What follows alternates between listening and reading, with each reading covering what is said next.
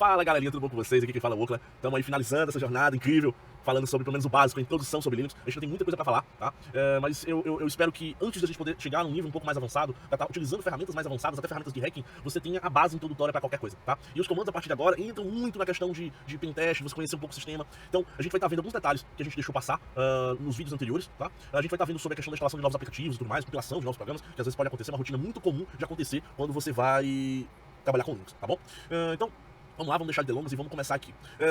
Nas outras aulas, eu vou até criar uma pasta no tmp, mktemp, -d, então eu vou entrar no tmp.pit, esqueci aqui. Bom, vou usar uma pastinha vazia aqui do meu temporário, porque não quero correr isso pra nada que não é pra ser, tá? Então a gente viu que é muito simples criar pastas, que é muito simples também a gente criar até múltiplas pastas de uma vez só. Mkdit não, né? Mkdir. Ó, você pode criar múltiplas pastas com o mesmo nome, até espaçando, enfim.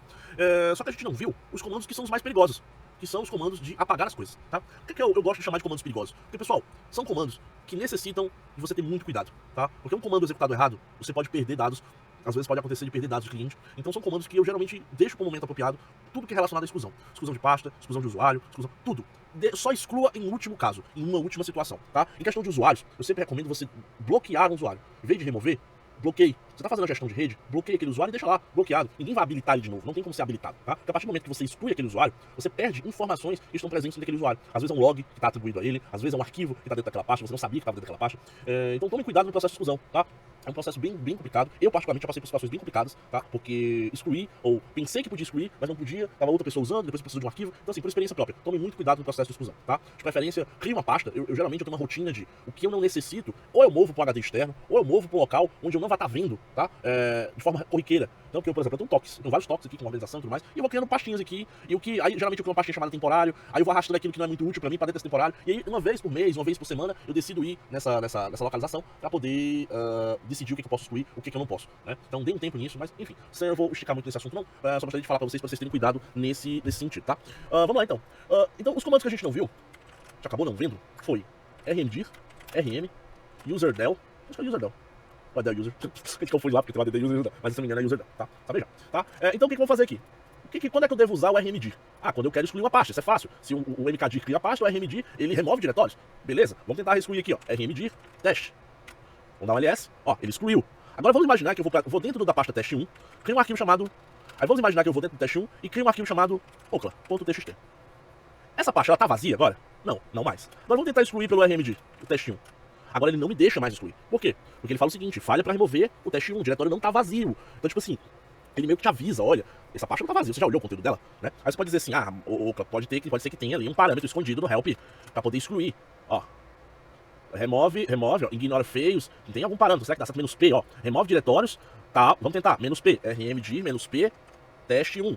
Também não dá. O que o -p vai fazer aqui? Se eu tivesse um cascateamento de pastas vazias, ele ia remover todos os parentes, né, todos os filhos, todos os diretórios e os seus ancestors, né, os seus ancestrais. Então eu consigo ir removendo, tá? Então no caso aqui, a rmdir, dá um exemplo, a rmdir, -p, a pasta pai, a pasta filha, a pasta neta, tá? Então eu vou conseguindo remover eles usando o -p. O -v é de verbose, é quando você quer que ele mostre o que você está excluindo, tá? É uma maneira de você ver detalhadamente o que está excluindo. E aqui, ignore a falha quando não tiver vazio. Então será que é essa a opção? Vamos copiar o tamanho disso aqui, pessoal.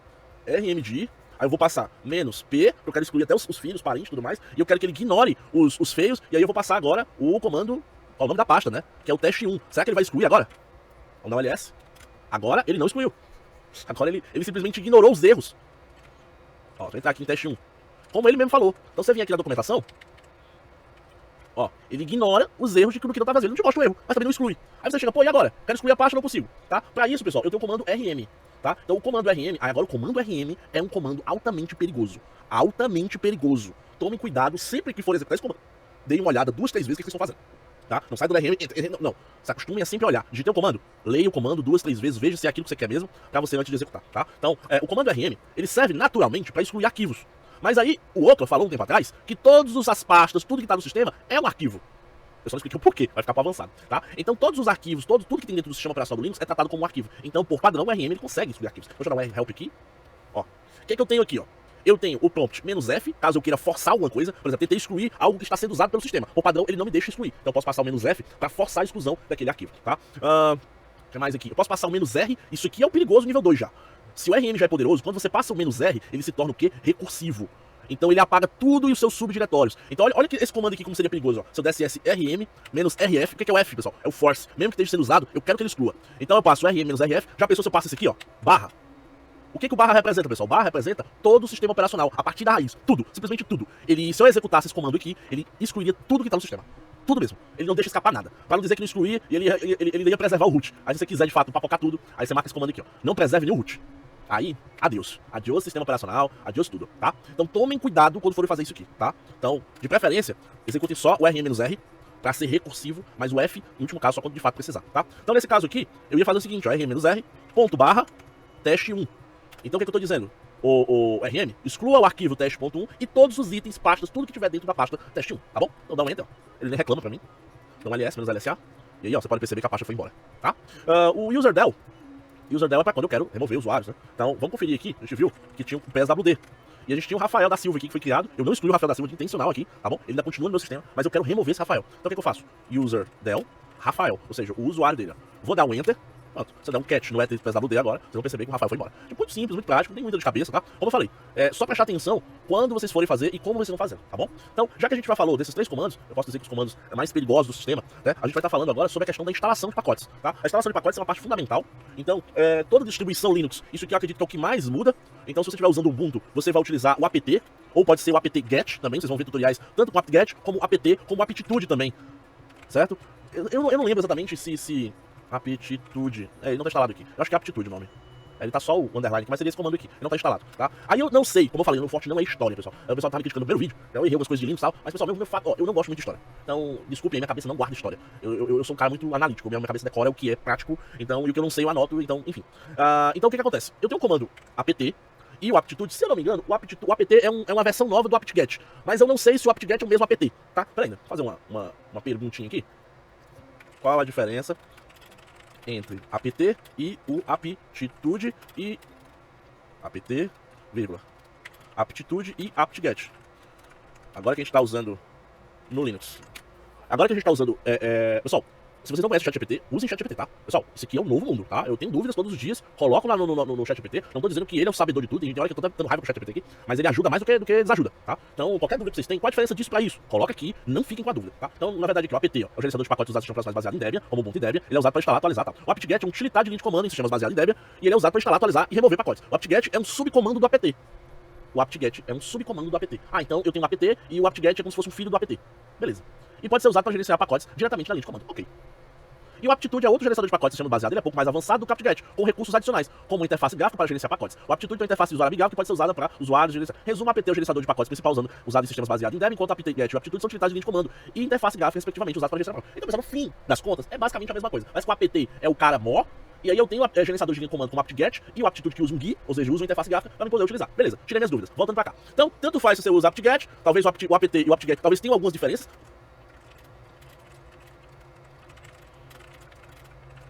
Como eu falei, né? Qualquer dúvida.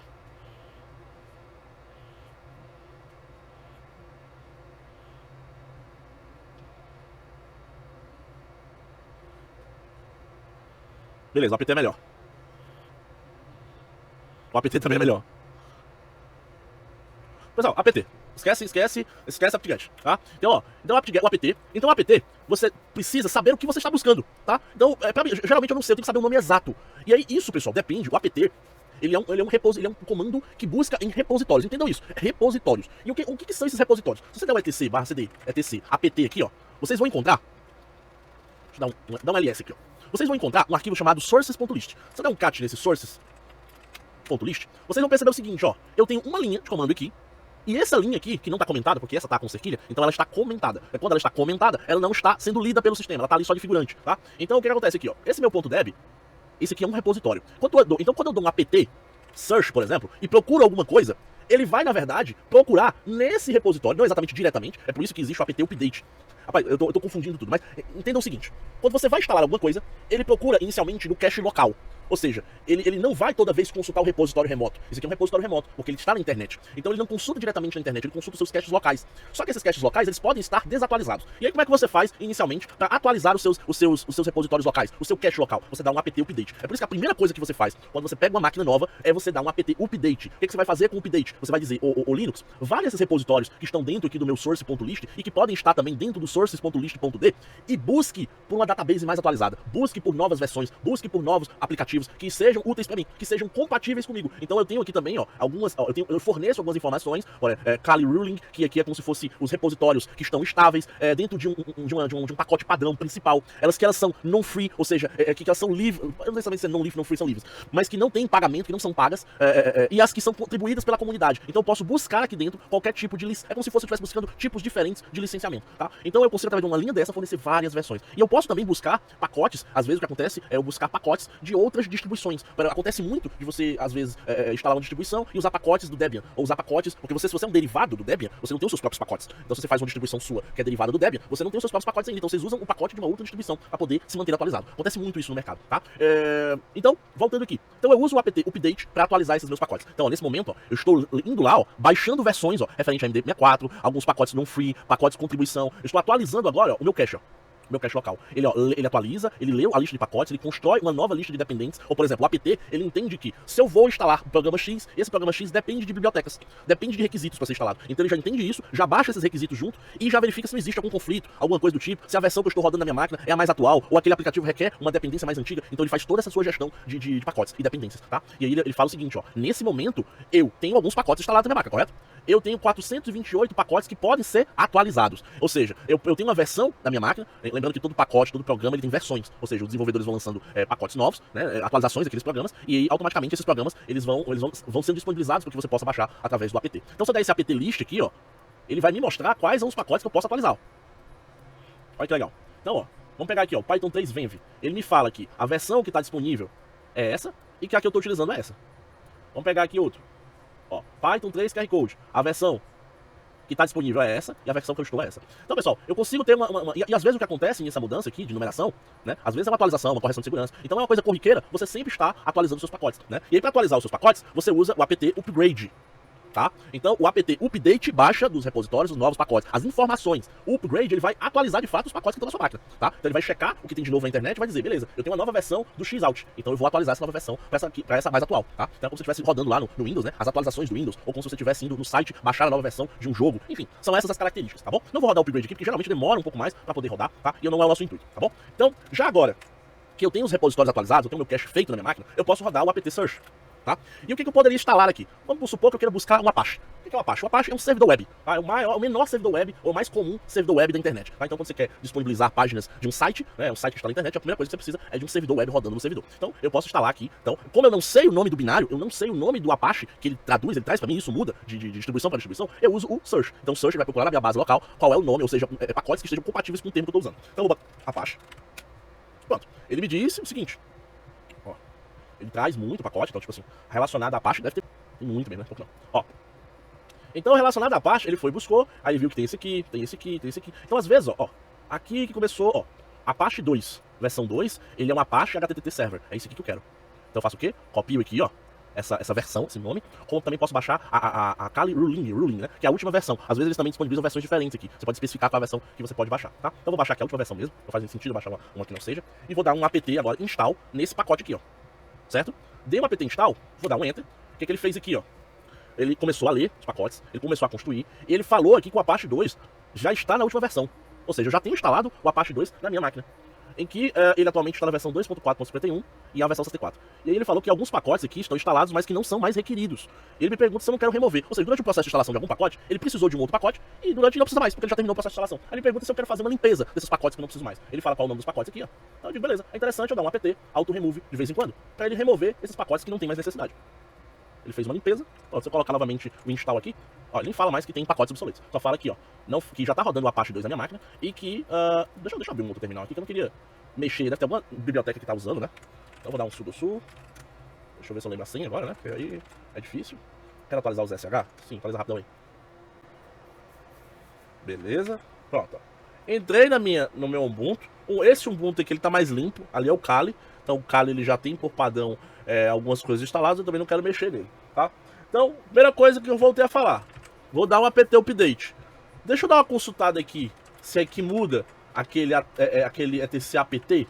Vamos ver o que tem dentro agora dos sources. Ó, agora já tem mais coisa. Olha aqui, ó. Eu tenho aqui, olha, um repositório da Ubuntu, ó, com pacotes mais restritos. Eu tenho aqui, ó, algumas atualizações do que ele considera esse Jame, tá? Eu tenho aqui também pacotes universais e eu tenho atualizações desses pacotes universais, e aqui ele tem uma descrição também, ó. A maioria dos bug fixes, atualizações são ofertados numa final de release distribution, então eles são puxados através desses links. Os NB softwares são através de um repositório, são não sei se é mantido pela Ubuntu Team. Então, tipo assim, acho que é algum pacote que é mantido pela Ubuntu que não é mais fornecido pela comunidade, tá? Então, talvez sejam esses universos aqui, tá? Então, e aí, ó, vocês podem perceber que eu tenho um repositório, uma linhazinha dessa para cada coisa. E aí eu posso também, e aí tomem cuidado com isso, porque às vezes vem as perguntas assim: ah, Ocla, se eu baixar aqui por esse repositório, é seguro? Pessoal, se forem os repositórios oficiais, sim.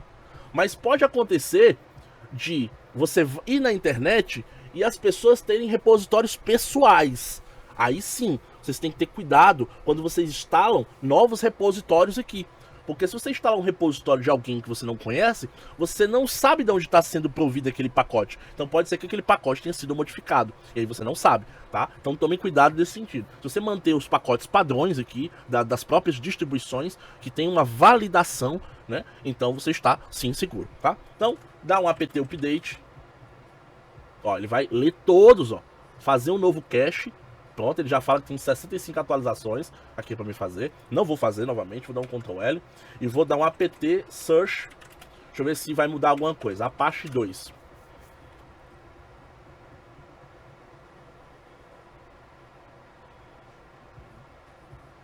Ó, agora ó, não é mais Apache 2 Kali alguma coisa, ó. É Apache 2 Gem Updates, ou seja, ele está vindo exatamente daqui, ó, desse repositório, que é aqui, ó, tá? Então, ok, vou copiar aqui a criança, vou dar um apt install, Ctrl L de novo, dou enter. Aí ele me pergunta, ele vai fazer uma análise, ó, a versão selecionada é essa, que está vindo desse repositório aqui. Os seguintes pacotes são automaticamente instalados porque são requeridos, então ele vai instalar tudo isso aqui, ó. São outros pacotes. Aí você imagina, um tempo atrás, quando você ia instalar um pacote desse, você tinha que instalar os requisitos, porque você não tinha um gerenciador de pacotes. Então isso hoje facilitou demais, tá? Então, aqui ele fala também que tem alguns pacotes que podem ser removidos, depois a gente pode remover. Enfim, é isso. Você deseja continuar com a instalação? Sim, quero continuar. Dou enter.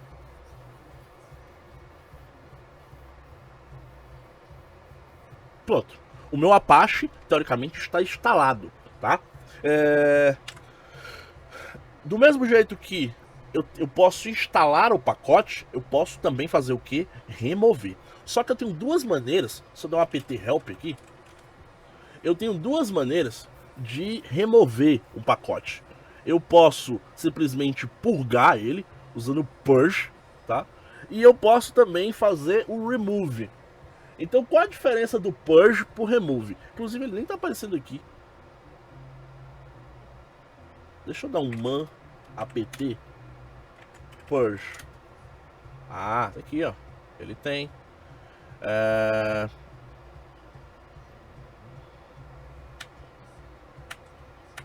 Talvez ele é uma dependência do apt-get. Acho que no apt-get é que ele existia. Deixa eu dar um... Ó, o purge existia aqui, ó. Já o remove... Porque o que acontecia antes? Agora me gerou outra dúvida.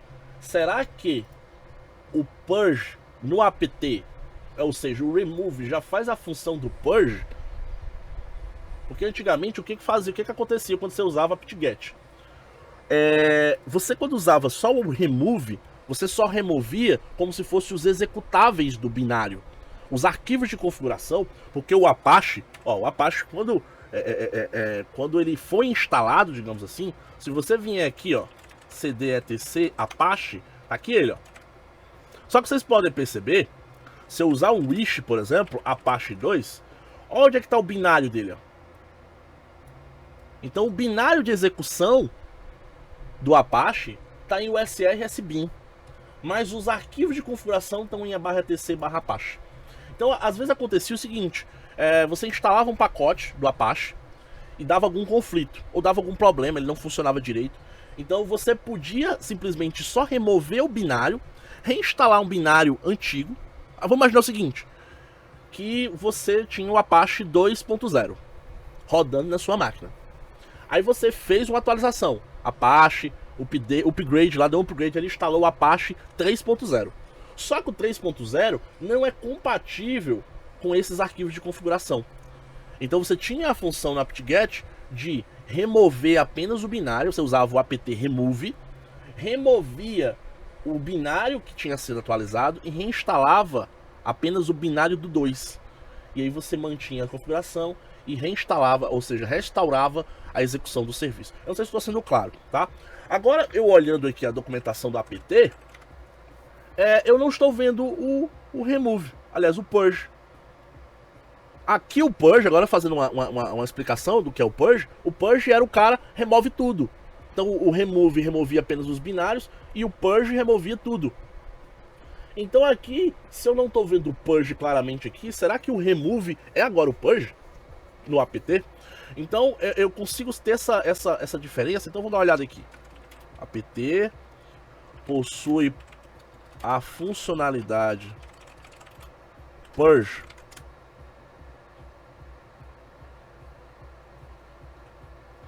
Apt purge remove o pacote selecionado, enfim. Então você pode simplesmente vir e dar um apt purge para poder fazer a desinstalação completa, ou apt remove, caso você queira remover só os binários, tá? Tem uns outros detalhes também. Então, no caso, só para você ficar entendido aí da questão,